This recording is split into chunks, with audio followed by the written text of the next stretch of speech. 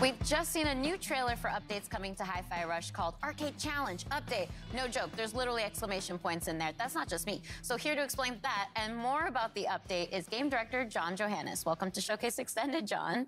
Really glad to be here. Exclamation points? They have to be in there. Yeah.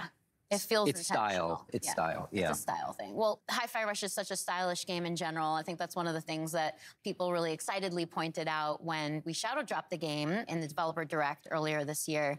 But making a brand new IP is always a bit of a risk. Your studio's known for kind of scarier games like The Evil Within and Ghostwire Tokyo. Can't deny that. Yeah. But yeah, this type of game is something I just always wanted to make personally. And I just thought music and action work so well together. And after I had finished working on The Evil Within 2, it just felt like the right time to try something new. And our studio's always been about just making fun games. It doesn't have to be about a certain genre. We're not about making one specific thing. And fortunately, there's plenty more of that content to come because we just saw an absolutely jam-packed trailer. So I'd love for your help in breaking down all the details, all the stuff going into this update. Sure. There's a lot, so bear with me. Everything in this mode is unlockable once you finish the game, and you'll unlock an arcade cabinet in your hideout. And by accessing it, you get two new modes. One is called BPM Rush mode, which takes the gameplay up to like higher speeds than we've ever done in the main game. And the other is called Power Up, Tower Up, which is a new sort of randomized spin on the Rhythm Tower mode that we had in the original game. And included in this mode are 5 new original songs to play to, as well as 2 brand new enemies. And then there's special attacks and this whole meta system for unlocking upgrades and rewards. And that's all I can think of right now. I love that there's so much to unpack there, but let's rewind. Let's talk about just BPM Rush for now. Sure. It was described in the trailer as effectively Hi-Fi Rush's equivalent of a turbo mode. Can you explain that a little bit more? Yeah, early on, the team was like, how fast can we go? And in the game, we kind of settled at, about a max 160 BPM. But this mode really takes it up to 200 BPM. But we sort of ease you in there. It's a gradual upgrade until it eventually gets so fast, you just got to sort of think on your feet and naturally react to the rhythm in the combat of the game.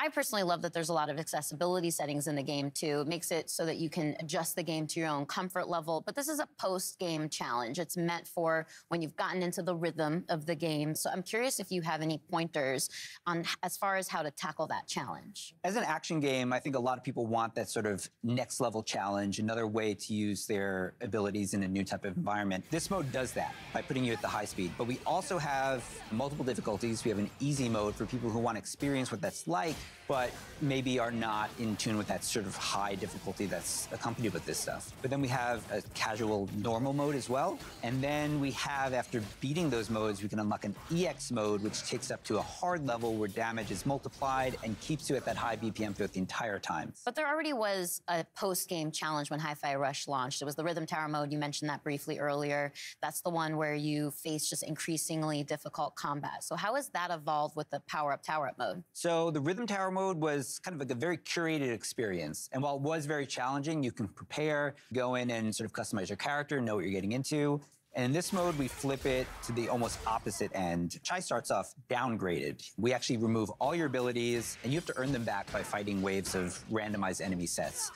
And after every wave of enemies, you get to choose from a series of power-ups that can gradually increase your stats. Each of these upgrades comes with either bonus or negative modifiers as well to the gameplay, so you can take more risks or less risks depending on which upgrades you pick. And again, those upgrades are randomized each level, so you really kind of have to have an understanding of the systems and not quite master them, but have a good grasp if you want to go in and come out on top. Well, as I mentioned earlier, it was a really packed trailer. There was a lot of information in there. It's a chunky update. So what else have you got for us? Because I feel like there's more on the table there. Yeah, so by playing in the 2 modes, you unlock these rewards through these challenges that are connected to these 2 modes. And in those rewards are things like accessories for Chai and new costumes for Chai 808, and even as well as fan favorite Corsica. We have new modes for the photo mode as well. Things like new filters. We have new poses for the characters. We have stickers that you can place on the photos now. And then there are some extra hidden secrets that we don't want to give away right now, which, as you know from our game, we like to hide in there and we like people to find, which is always fun. And then, in conjunction with this release, we're also releasing a separate costume pack, which is a kind of take on what the characters would look like if maybe this game took place in a different time period. Ooh, a little tease. I like that. And there's some really fun-looking stuff in there, so. Well, thank you again so much for coming out all the way from Japan to Showcase Extended, John. I'm super glad to be here. That's all we have to share about the new update for Tango Gameworks' Hi-Fi Rush coming soon. Now it's time for us to return to the second era of Tamriel in the Elder Scrolls Online. ZeniMax Online Studios debuted the trailer for their upcoming expansion at Showcase, and today they're here to break that trailer down for us. Let's hear what the team has to say about the Necrom expansion for Elder Scrolls Online.